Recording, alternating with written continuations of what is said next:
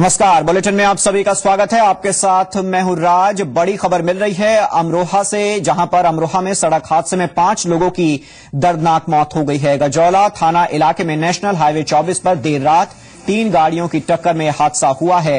मृतकों में अमरोहा मंडी समिति सचिव नाथीराम भी शामिल हैं। हादसे में 5 अन्य लोग घायल भी हुए हैं। घायलों को अस्पताल में भर्ती कराया गया है। जी मीडिया संवाददाता विनीत अग्रवाल हमारे साथ जुड़ गए हैं। विनीत, किस तरह से हुआ है ये हादसा और जो लोग घायल हैं उनकी हालत किस तरह की है?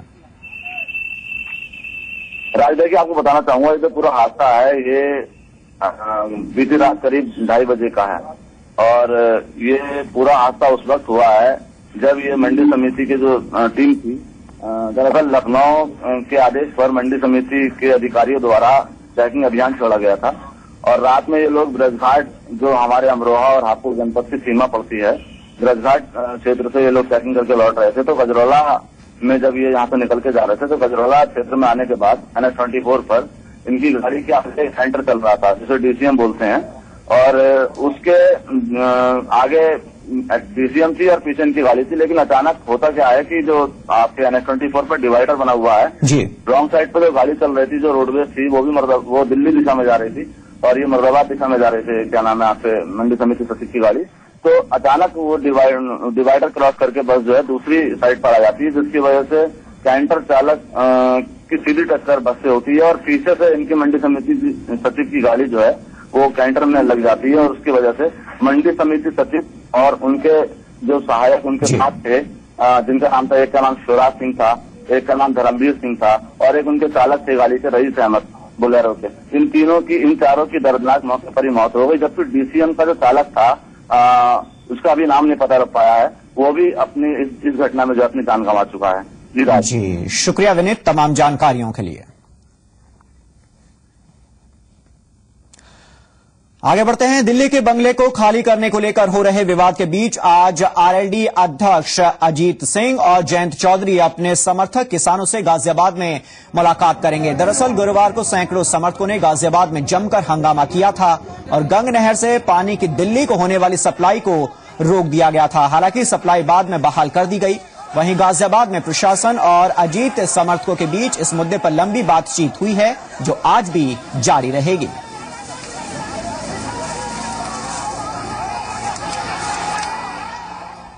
और पश्चिमी उत्तर प्रदेश में उपजे तनाव को अजीत सिंह की राजनीतिक पैंतरेबाजी कहा जा सकता है। जाट स्वाभिमान की आड़ में बंगला बचाने की कोशिश अजीत सिंह कर रहे हैं। कहा जा रहा है कि लोकसभा चुनाव में हार के बावजूद वो दिल्ली के सरकारी बंगले पर काबिज रहने के लिए ये सारी कवायद कर रहे हैं। इस दौरान चौधरी चरण सिंह के नाम का राजनीतिक इस्तेमाल भी किया जा रहा है। पिछले चुनाव में अजीत सिंह और उनके बेटे जयंत चौधरी दोनों चारों खाने चित हो गए थे, लेकिन इसके बावजूद बंगले पर काबिज रहने की अजीत सिंह की एक कोशिश मानी जा रही है। साथ ही से अजीत सिंह की अपने बिरादरी के लोगों को भड़काकर पश्चिमी यूपी और NCR में अराजकता फैलाने की कोशिश भी मानी जा रही है। और अजीत सिंह के दिल्ली के बंगले को खाली करने को लेकर हो रहे विवाद की आंच लखनऊ तक पहुंच गई है। मुरादनगर में किसानों ने प्रदर्शन किया तो पुलिस ने उन पर लाठियां भांजनी शुरू कर दी। इस दौरान कई किसानों को चोटें भी आई हैं। घटना के विरोध में राष्ट्रीय लोकदल के कार्यकर्ताओं ने विरोध प्रदर्शन किया। उन्होंने चौधरी चरण सिंह आवास को स्मारक बनाने और बंगले की बिजली पानी व्यवस्था दुरुस्त करने की मांग की। अगली खबर मथुरा से। मथुरा की विधवाओं पर बयान को लेकर बीजेपी सांसद हेमा मालिनी की मुश्किलें बढ़ती जा रही हैं। आज उत्तर प्रदेश में महिला कांग्रेस उनके बयान के खिलाफ विरोध प्रदर्शन करेंगी। हालांकि बयान पर विवाद के बाद हेमा मालिनी ने सफाई दी है।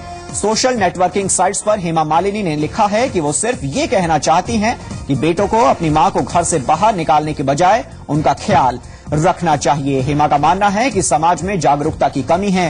हेमा ने यह भी कहा कि ऐसी 5000 महिलाओं में से सिर्फ 1500 महिलाओं को ही छत नसीब होती है।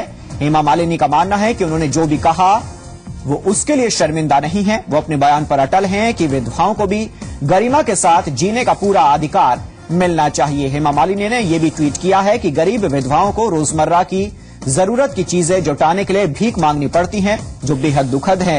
हेमा मालिनी ने यह भी कहा है कि वो चाहती हैं कि वो वृंदावन की विधवाओं की बेहतरी के लिए काम करें, लेकिन इसमें राज्य सरकार की सहायता की जरूरत होगी। हेमा मालिनी का कहना है कि उनमें से ज्यादातर महिलाएं पश्चिम बंगाल, बिहार और ओडिशा से हैं।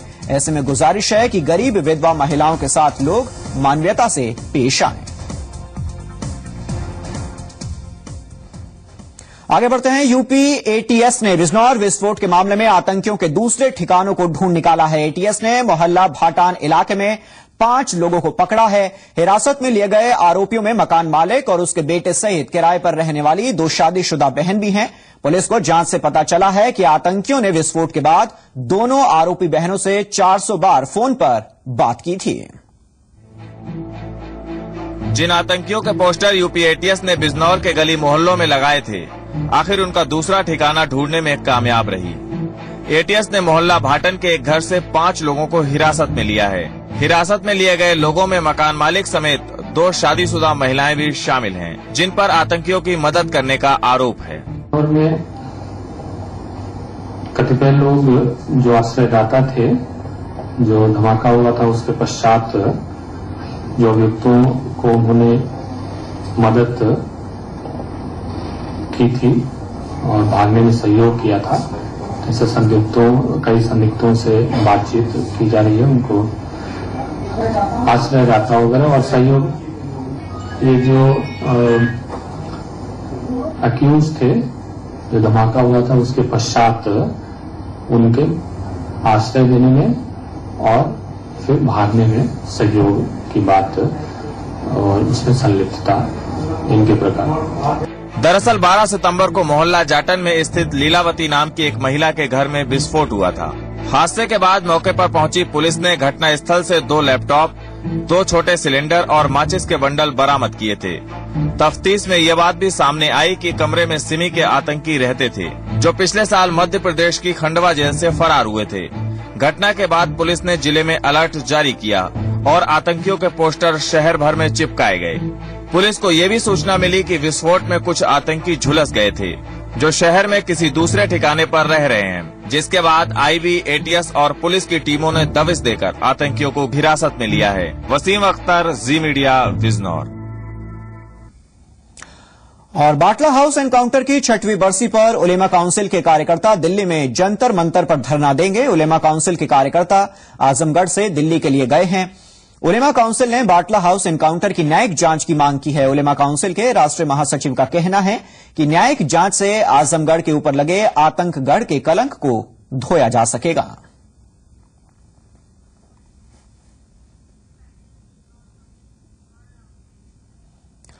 और निजी स्कूलों की मनमानी और प्रशासन की लापरवाही मासूमों के लिए हादसे का सबब बन रही है। बिजनौर में एक मारुति वैन में 22 बच्चे सवार थे और वैन में अचानक आग लग गई। इस दौरान बच्चे वहां पर झुलस गए। आखिरकार लोगों की मदद से बच्चों को बचाया गया, लेकिन यह हादसा गंभीर सवाल खड़े करता है।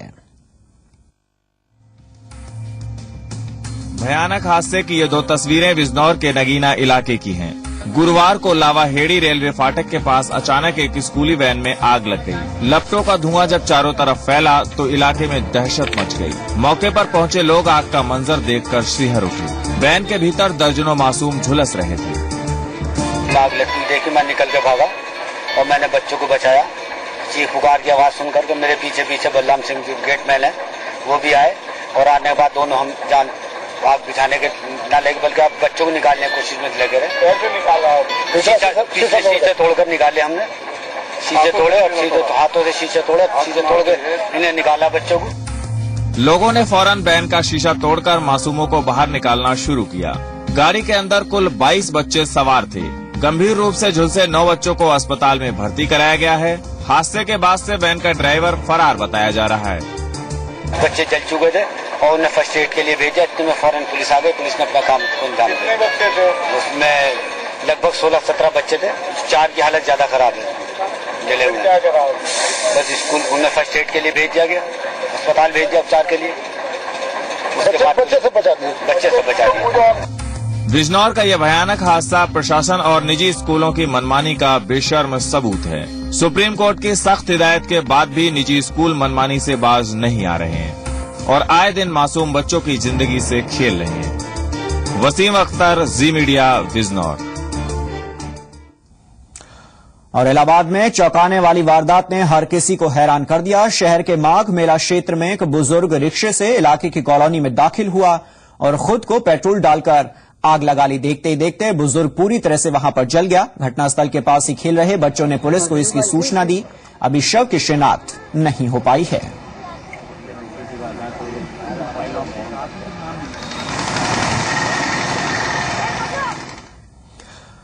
और उत्तर प्रदेश में नौकरशाही के अंदर चापलूसी अब आम बात हो गई है। दरअसल यूपी पावर कॉर्पोरेशन के एमडी एपी मिश्रा अधिकारियों के साथ बैठक करने गोंडा पहुंचे थे। बैठक के बाद जब एपी मिश्रा आवास विकास फीडर पर औचक निरीक्षण के लिए पहुंचे तो विकास फीडर के जेई और अवर अभियंता एमडी एपी मिश्रा के पैर छूते हुए दिखाई दिए। तस्वीरें कैमरे में कैद हो गई।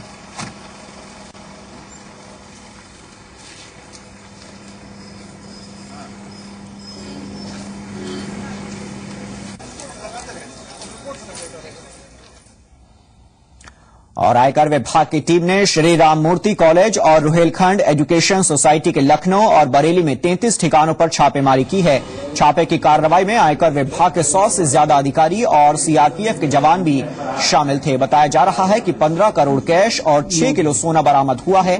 इसके साथ ही कई जरूरी दस्तावेज भी जब्त किए गए हैं, जिससे डोनेशन होने की पुष्टि हो रही है। दोनों कॉलेजों के 3-3 लॉकर सील कर दिए गए हैं।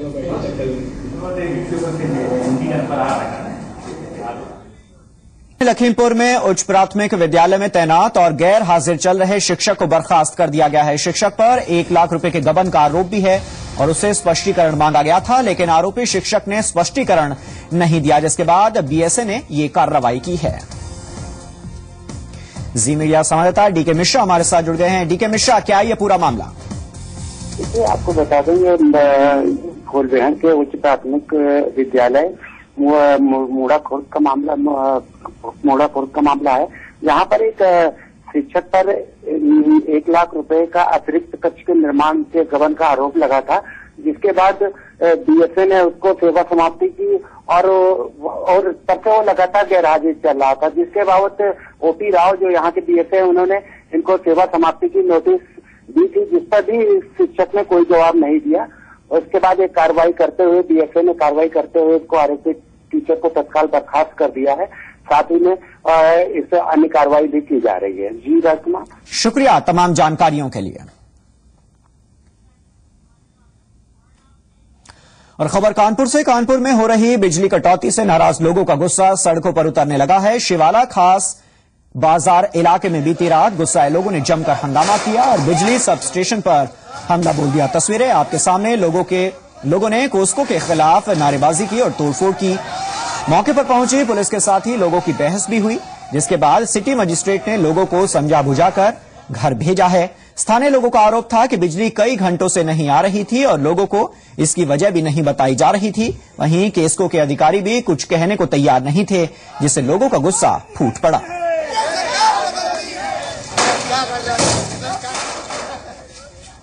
प्रदर्शन इसलिए हुआ है, अगर पूरे शहर की रोस्टिंग होती है तो हम लोग समझते हैं कि हाँ पूरे शहर की रोस्टिंग हुई है। अभी 2:30 बजे रोस्टिंग हुई है, माने यहाँ पे 6 बजे से बत्ती नहीं आ रही है और उसके बाद कोई जानकारी नहीं है कि कोई फॉल्ट हुआ है, तो आप फॉल्ट सही कराइए। यहाँ पे केस्को एमडी जो है अपना मोबाइल स्विच ऑफ कर दिया। हम लोग फोन कर रहे हैं, कोई मतलब नहीं। यहाँ पे घर में पानी नहीं है, यहाँ पे घर में पानी नहीं है, बच्चे रो रहे हैं, सब कुछ है। तो इसके मतलब ये कि आप बताइए तो ये फॉल्ट हो गया। जो मेरे पास इन्फॉर्मेशन है उसके हिसाब से 10 से 12 रोस्टर चल रहा है, इसलिए कुछ लोग बाहर सड़क पर आए हुए हैं, जिनको समझाया बुझाया गया है।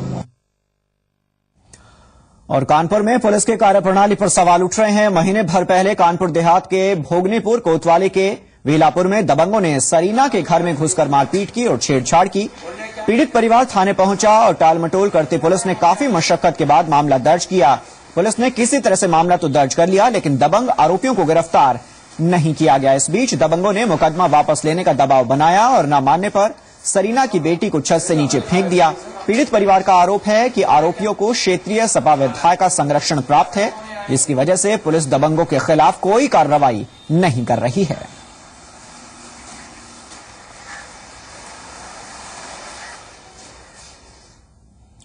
और नोएडा में इलाज के दौरान महिला की मौत पर परिजनों ने अस्पताल में जमकर हंगामा किया। घटना सेक्टर 49 में बरोला के लाइफलाइन अस्पताल की है। बताया जा रहा है कि महिला को डिलीवरी के लिए भर्ती कराया गया था। परिजनों की माने तो महिला की नॉर्मल डिलीवरी हुई, लेकिन उसके बाद इलाज में लापरवाही की वजह से उसकी जान नहीं बचाई जा सकी। आरोपी डॉक्टर फरार बताए जा रहे हैं। पुलिस ने मामले की जांच शुरू कर दी है।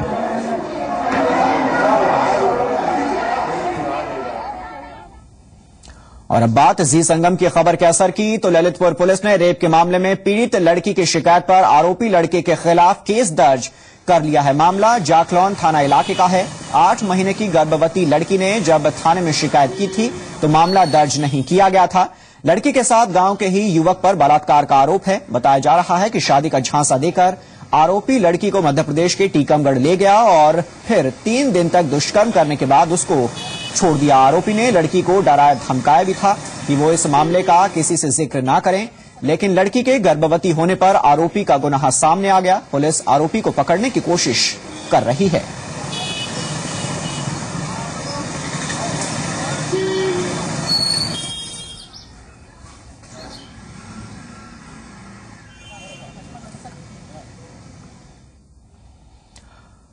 और खबर इटावा से। इटावा में मोमबत्ती का एक व्यापारी शहर के दर्जन भर व्यापारियों को लगभग 1.5 करोड़ का चूना लगाकर फरार हो गया। पीड़ित व्यापारियों की शिकायत पर पुलिस के आला अधिकारियों ने मामला दर्ज कर जांच के आदेश दे दिए हैं। कोतवाली थाना क्षेत्र के लालपुरा इलाके के एक व्यापारी ने सस्ती मोमबत्ती का वादा कर व्यापारियों से रुपए एडवांस में ले लिए। काफी दिनों तक मोमबत्ती नहीं मिली। जब एडवांस देने वाले व्यापारी उसके घर पहुंचे तो वहां पर कोई नहीं मिला।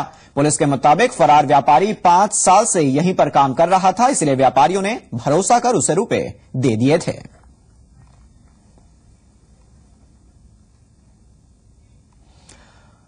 और उत्तर प्रदेश में महिलाओं के खिलाफ बढ़ता अपराध किसी से छुपा नहीं है, लेकिन प्रदेश में कुछ ऐसे जिले भी हैं जो महिलाओं को ताकत दे रहे हैं। इनमें से एक जिला है मथुरा। इस जिले में सभी सार्वजनिक पदों पर महिलाएं आसीन हैं। यहां तक कि यहां की सांसद और नगरपालिका चेयरमैन भी महिला हैं। कैसे, इस रिपोर्ट में देखिए।